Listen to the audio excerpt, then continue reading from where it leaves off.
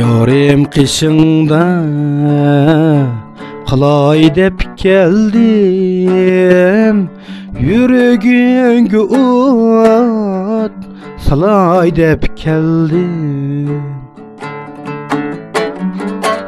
Rencittim seni, ağrıdı könglim, senden kechirim soray dep keldim.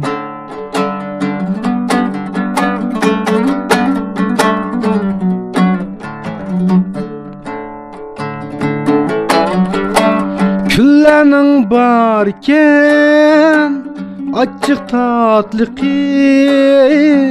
turmuşның barken gimi şatlıqı. Yaxşini əslep, yamanni unut, G'emkin köngülüngni alay dep keldim.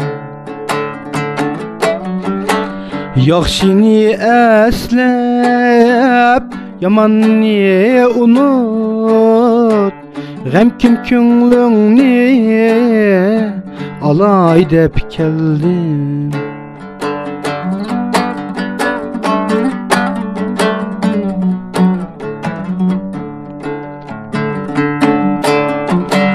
Hoş bolsun deymen, perişan köngülüm, içilsin deymen,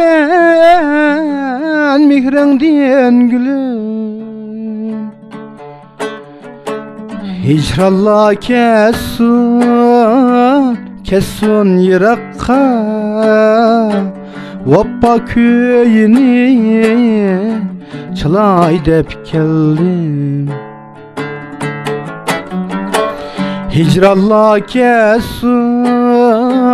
kessun yirakka, Vappa köyini çalay dep keldim. Vappa köyini çalay dep keldim.